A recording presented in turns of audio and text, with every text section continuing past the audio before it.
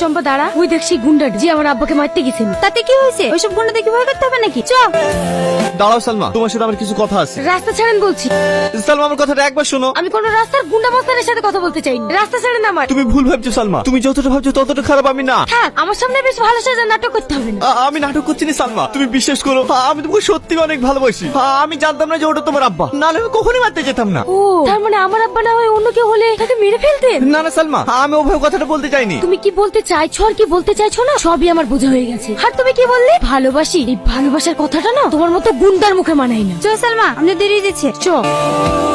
দাদা, কে আপনি? আপনাকে তো চিনতে পারলাম না। আমি আজিজ, আপনার দাদা রুকিল। আপনি এখানে কি করতে এসেছেন? আপনার দাদাই আমাকে পাঠিয়েছে, উনি আপনার সাথে দেখা করতে চান। টনি, এই প্রথমবার তুই কোনো কাজে মিস করলি। কেন ইন্সপেক্টর সামাদকে বললি না? কি হলো বল, জবাব দে। আমি কিছু বলতে পারবো না দাদা। তুই বলতে না পারলে আমি বলছি। ওই শালা ইন্সপেক্টরের মেয়ের সাথে তুই পিরিত করিস না।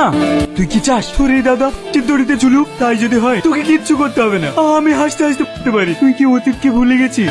এই বেজন মা, সকাল সকাল আমার দোকানের সামনে কি করিস? সর এখান থেকে, আজকে দিনটাই আমার মাটি হয়ে যাবে। কি হলো বই, নাকে বকাঝকা করছো? এই যে বেজন মা, জন্মের কোনো ঠিক নেই, সকাল সকাল দোকানের সামনে এসে দাঁড়িয়ে আছে। এসব দোকানের সামনে আসতে দাও কেন? মেয়ে তাড়িয়ে দিতে পারো না? আরে কি করবে, এর ঘৃণা নাই, মারলেও চলে আসে। এসব ছেড়ে না, আবার বেশি ফেরা দরকার। বলো ভাই, কি নেবে? একটা পাউরুটি দাও বই। আমাকে একটা পাউরুটি দাও না, আমার খুব খিদে লেগেছে।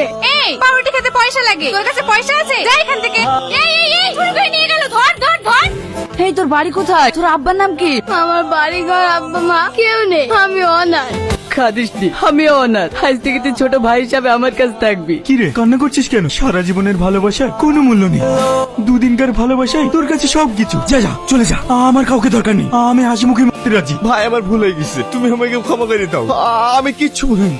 আমি তোমাকে কথা দিচ্ছি ভাই, ওই শালা ইন্সপেক্টরকে আমি সূর্যটা পরে ট্রাস করে দেবো। এই চল, এই ইন্সপেক্টর বেরাই আলা। Shut up, mind your language. এটা একটা ভদ্রলোকের বাড়ি। এই বেশি ইংলিশ ঝাড়িস না, তোর বাপ খারাপ। কেন মার্ডার করবি? তোর তো ওটাই কাজ। কুকুরের লেজ কোনোদিন সোজা হয়? আমার বাপ একজন আইনের রক্ষক। তুই কাকে বাঁচাবি? একজন রেপিস্টকে, একটা মার্ডারারকে, যে 25টা মার্ডার আর 11টা করে জেলে আছে, তাকে বাঁচাবি? তুই জানিস তোর ভাই যে মাগুলোর বুক খালি করেছে তারা এখন কত অনাহারে দিন কাটাচ্ছে? তুই জানিস তোর ভাই যাদেরকে মার্ডার করেছে তাদের পরিবার এখন কতটা অনাহারে দিন কাটাচ্ছে?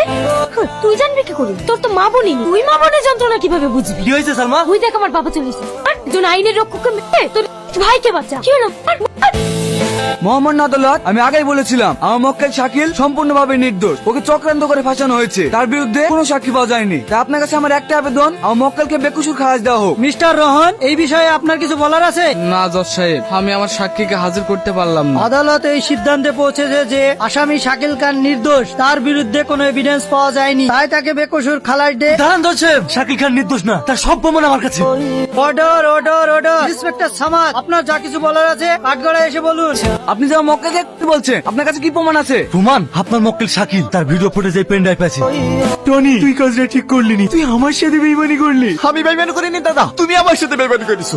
তুমি পারতে আমাকে মানুষের মতো মানুষ তৈরি করতে, কিন্তু না, তুমি আমার হাতে ম্যাশিং তুলি দিয়ে তুমি আমাকে স্থান তৈরি করেছো। তুই একটা মেয়ের জন্য আমার কথা অমান্য করলি। আমি কোনো মেয়ের জন্য তোমার কথা অমান্য করিনি দাদা। ও একজন সৎ ইন্সপেক্টর, আর তুমি হচ্ছে একজন ক্রিমিনাল। যে 25টা রেকর্ড করেছে সে ঝুলবে, কে ঝুলবে? টনি, হ্যাঁ দাদা, এই সমাজকে জঞ্জাল মুক্ত করতে গেলে সৎ ইন্সপেক্টর দরকার, তোমার মতো ক্রিমিনাল না।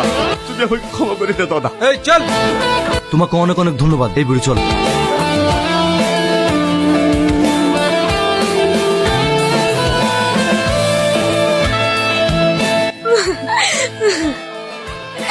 আমি তোমাকে অনেক ভালোবাসি টনি।